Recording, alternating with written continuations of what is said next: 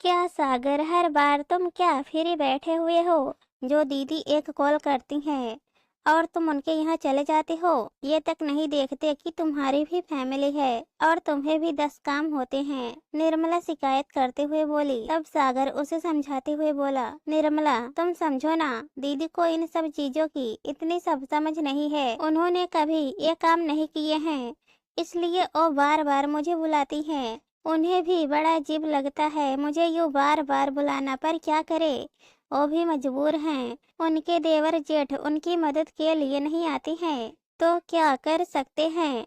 अब मैं उनका भाई हूँ तो मैं तो उनकी मदद करूँगा ही ना, ऐसे थोड़ी ना उन्हें अकेला छोड़ दूंगा। सागर, मैं तुम्हें मदद करने के लिए मना नहीं कर रही हूँ, पर ऐसा क्या तुमने और मम्मी पापा ने दीदी को अपने ऊपर निर्भर बना रखा है कि वो अपने छोटे मोटे बिल भी खुद नहीं पे कर सकती हैं? या तो तुम्हें फोन कर देती हैं या बैंक बुला लेती हैं या फिर पापा कैश लेकर उनके यहाँ पहुँच जाते हैं। दीदी पढ़ी लिखी हैं, ये चीजें तो उन्हें तुम्हें पहले ही सिखानी चाहिए थी। लेकिन वो भी कोई बात नहीं, जब पता है कि उनके ससुराल में कोई उनकी मदद नहीं करता तो उन्हें ये सब चीज सीखनी चाहिए, ना कि उन्हें तुम लोगों पर निर्भर रहना चाहिए। निर्मला ने अपना पक्ष रखा। बस करो निर्मला, अगर हम दीदी की मदद कर देते हैं तो इसमें बुरा क्या है? एक बेटी अपने मायके वालों को नहीं बोलेगी तो किससे बोलेगी? दीदी के ऊपर इतना दुखों का पहाड़ गिरा है, जैसे तैसे तो वो अपने पैरों पर खड़ी हुई है, और उसमें भी अब तुम्हें हमारा उनकी मदद करना बुरा लग रहा है? शर्म आने की बात है। सच ही कहा है किसी ने कि एक औरत ही औरत की दुश्मन होती है। सागर ने निर्मला को डांट दिया और कमरे के बाहर निकल गया। निर्मला अपना सा मुंह लेकर कमरे में रह गई। पता नहीं इस घर के लोग समझना क्यों नहीं चाहते, क्यों अपनी बेटी को आत्मनिर्भर नहीं बनाना चाहते थे। सागर के बहन ममता उम्र में उससे बड़ी थी। घर में मम्मी पापा दोनों की सोच ये थे कि बेटे के हाथ जितने जल्दी पीले हो जाए उतना ही अच्छा, ज्यादा पढ़ा लिखा कर क्या करना। इसलिए उसके ग्रेजुएशन के साथ साथ उसे घर के कामों में निपुण बनाया गया, पर कभी उसे आत्मनिर्भर बनाने की सोची भी नहीं। कभी बैंकिंग या ऑनलाइन पेमेंट की शिक्षा उसे दी ही नहीं गई। ग्रेजुएशन पूरा होते ही उसकी शादी कर दी गई थी। ससुराल भी उसे संयुक्त परिवार ही मिला था, जहाँ पर बहुएं सिर्फ घर के काम के लिए होती थी। उन्हें पैसे टकों के मामले से दूर ही रखा जाता था।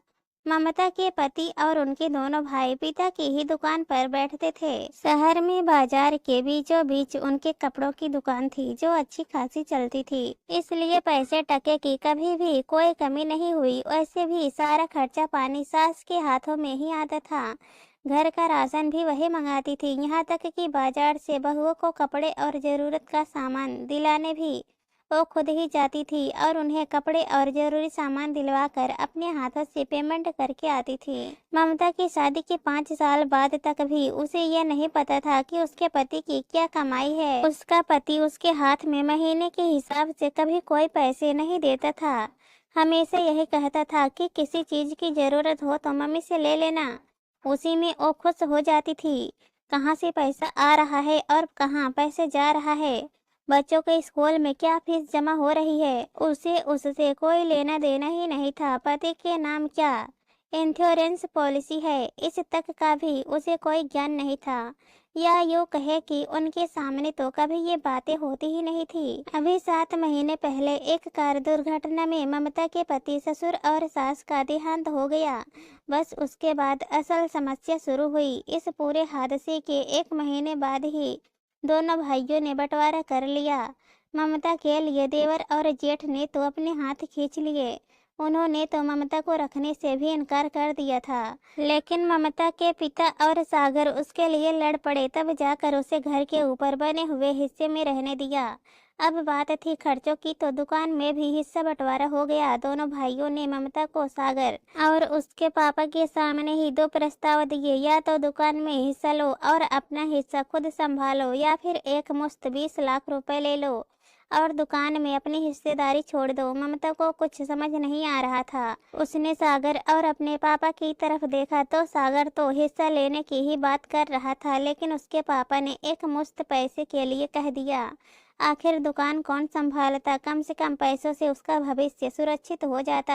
आखिरकार दोनों देवर और जेठ ने मिलकर 20 लाख रुपए ममता को दे दिए, जिसमें से कुछ पैसे उसके पापा ने बैंक में उसका खाता खुलवा कर उसके नाम कर दिए और बाकी के बचे हुए पैसों से दोनों बच्चों और उसके नाम एफडी करवा दी। लेकिन समस्या यहाँ कहाँ खत्म होती। ममता को तो बाहर का कुछ भी ज्ञान ही नहीं था, ना बैंक की कोई समझ थी और ना ही कुछ और। कभी बाजार का काम भी उसने खुद नहीं किया। बच्चों की फीस जमा करनी होती या बिजली का बिल जमा करना होता, कोई भी समस्या होती तो वो फट से घर पर फोन लगा देती।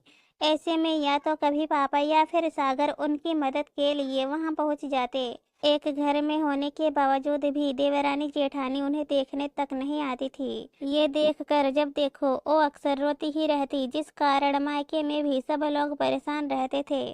जैसे तैसे निर्मला के समझाने पर उसने 2 महीने पहले ही पास के ही स्कूल में प्री प्राइमरी टीचर की नौकरी ज्वाइन कर ली। अब जा कर के वो थोड़ा थोड़ा इन चीज़ों से उभरने लगी थी, लेकिन पैसे टकों के मामले में अभी भी सागर और अपने पापा पर ही निर्भर थी। उसे ऑनलाइन पेमेंट तक करना नहीं आता था और निर्मला यही बात सागर को बार बार समझाती थी कि अब तो दीदी को सिखा दो, कम से कम वो तुम लोगों पर निर्भर तो ना रहे। आज की ही बात लो, निर्मला के मायके में प्रोग्राम था तो वो अपने बेटे को लेकर सागर के साथ वहां गई थी। अभी वो लोग वहां पहुंचे ही थे कि ममता का फोन आ गया। दरअसल ममता के बेटे के स्कूल में किसी फॉर्म के रजिस्ट्रेशन के लिए अर्जेंट फीस डिपॉजिट करवानी थी और फीस भी ऑनलाइन ही मंगवाई गई और उसे समझ नहीं आ रहा था कि वो कैसे करवाए।